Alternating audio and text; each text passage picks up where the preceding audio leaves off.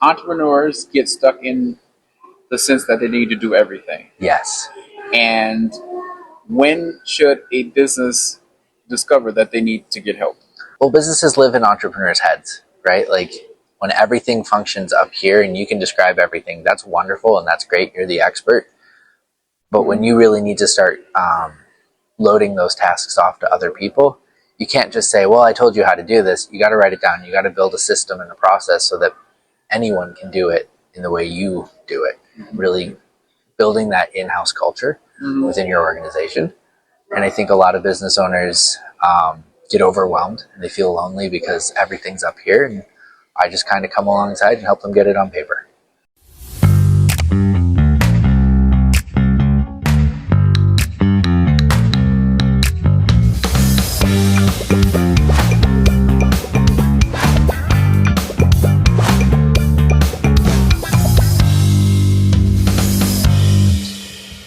I'm Marcus. I'm Matt.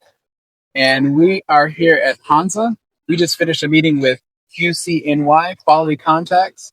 It's a networking group where we help entrepreneurs such as ourselves grow. I run a business, 2 businesses, WUN Marketing and Top of the Line Cleaning. And Matt here, he's going to tell us a little bit about his company. Right. I'm the managing partner of Board Bonsai Consulting, and we help small businesses grow and scale. Ideally, construction, real estate, or entrepreneurs who are just getting started, help them build a foundation so that they have something to scale. I learned a little bit more about your business today from watching you give a presentation. Who are your ideal clients? As I said, I love entrepreneurs who are in the ideation phase before they get their LLC, before they get that paperwork. The niche market of people who have too much to do but don't have enough to onboard a new employee, but they have got to get a little bit more organized. Real estate agents who are looking to scale marketing. I also love to help operations sides for basic foundations. I'm not doing anything too complex, but helping people onboard clients, bring on a CRM that is like not quite a CRM, so it's a spreadsheet, so that organizations like WUN Marketing can take on a CSV file and just import, make the transition to a real CRM seamless. Got it. You spoke to our group in Quality Contacts, and what made you start Bonsai Consulting? Well, I was the in-house business consultant at a incubator for a few years ago, and I've been doing this on the side with friends and family, and not really professionally in air quotes. But about 4 months ago, I had a transition at jobs and decided, you know what, this is a great chance for me to organize myself in a way that I can start to help people and really help reduce the risk of business failure. We've all heard the stat that like 8 out of 10 or 9 out of 10 businesses fail. And a lot of that has to do with either structure or their organizational skills more so than are they good at what they do. Entrepreneurs are often, especially in the trades, really good at what they do, but they're bad at the administrative side. So I want to help them not be overwhelmed by the administrative side. Entrepreneurs get stuck in the sense that they need to do everything. Yes. And when should a business discover that they need to get help? Or an entrepreneur? Well, businesses live in entrepreneurs' heads, right? Like when everything functions up here and you can describe everything, that's wonderful and that's great. You're the expert. But when you really need to start loading those tasks off to other people, you can't just say, well, I told you how to do this. You got to write it down. You got to build a system and a process so that anyone can do it in the way you do it. Really building that in-house culture within your organization. And I think a lot of business owners get overwhelmed and they feel lonely because everything's up here. And I just kind of come alongside and help them get it on paper. Yeah, most businesses, they get stuck in the sense that this is my business, I need to do everything. Yes. When should they realize that they need to, if they want to scale, when they're forgetting to bill people, when they're forgetting to, and their clients are annoyed with them because it takes them 3 weeks to get back to them on something that they're overwhelmed with working in their business, not on their business.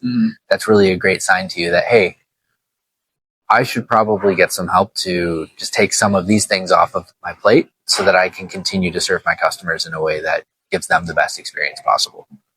Tell us a little bit about what qualifies you to be a consultant, and why you began what you did are doing now. Uniquely, I was the in-house consultant over at a business incubator in the west side of Buffalo, and I have 3 degrees in business administration. I have an associate's, and then my undergrad is an associate's in business administration with a concentration in marketing.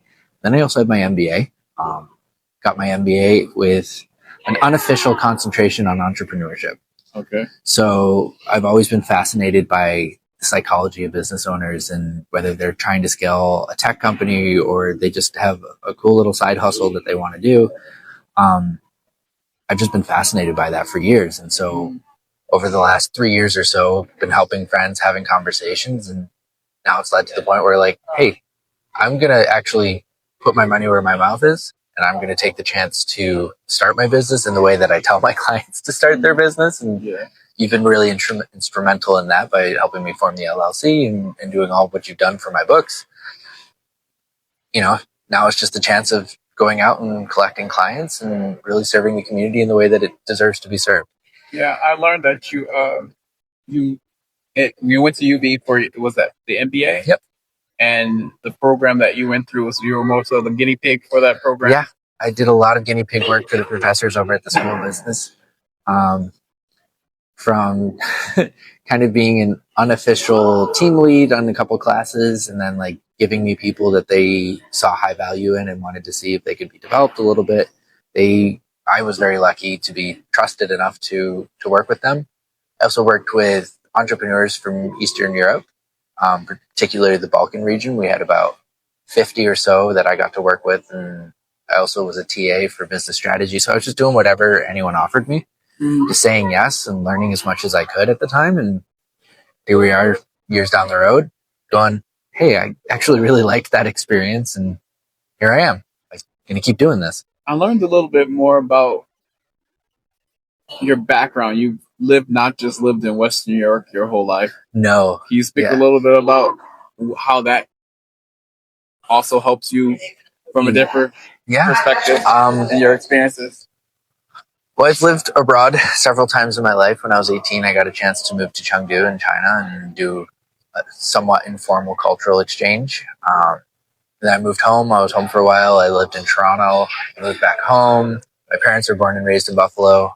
I'm not, but we moved back to Buffalo when I was a kid, and I've always been lucky enough to go, but always have a base and a home in Buffalo. So it's like, I've done that. I've lived in Sweden. Personal assisting. I've worked every job that I cleaned aquariums for a summer. It was like, I've done everything. So it's like, this is a good opportunity to be like, yeah, I understand. So you're not the consultant that just sits with a pen and pencil you've got in your hands. No. And that's, I think, what the value that I add is more of I like to think of myself as a gun for hire or rentable co-founder, more so than a coach or someone telling you what to do, because every business is pretty unique and not a lot of people execute like you as you're running a business. So it's a matter of recognizing what serves you at the same time of what serves this organization. So sometimes there's a fine line between, okay, you need to change. And sometimes it's, no, you've got the right idea. You just didn't articulate it in the way that people understand. So listening is a big skill set to have, and just understanding people. All right. Can you speak to the camera and do a 30-second pitch for someone who's looking or who needs a service like yours, but didn't fully understand through what we just spoke about? Absolutely. So if you've got an idea and you're building a company and it's stuck in your head or you feel overwhelmed, give me a call. I'd love to have a conversation about your business. I'd love to listen to your story and figure out a way to help you succeed in what you're already good at. Got it. Is there a way that they can contact you? LinkedIn, LinkedIn/Haberstro, HABERSTRO. And I should be launching my website, a redesign, in the next month or so. So it'll be boardbonsai.com. Cool. Now, transitioning to the group that we're in, Quality Contacts.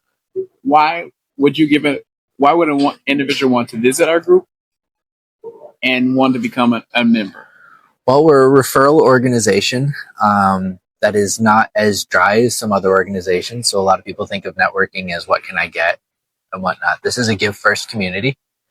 And that's how I met you. It's how we've navigated a lot of really wonderful relationships in business. And when you know a person, you're able to make a higher quality recommendation when you're like, oh, I've seen them work, and I've worked with them, and I know this person, and I know they'll follow up. That's this room. And those are the type of people that we love to be around and we love to support. And I've been lucky enough to be on the receiving end of a lot of that. So that's why I recommend Quality Contacts. For someone who is new joining the group, what suggestions would you give them for them to have success? Not to expect something to happen overnight, but what would suggestions you would give them in order for them to be successful in networking, one, but two, in a group that they're trying to get referrals from? Listen to a lot of people. When people share, they'll tell you a lot of stuff that you never expected to hear.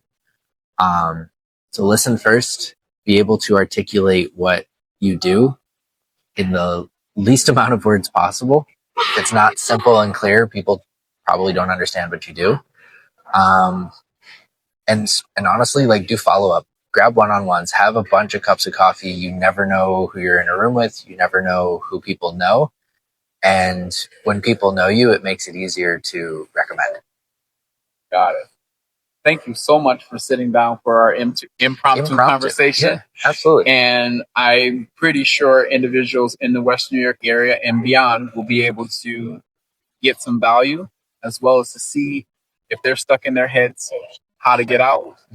And if they're not willing to do business with you yet, they can identify when it's necessary for them to hire out, give birth to their ideas, and succeed. Yeah, absolutely. Thank you so much. Thanks, Marcus.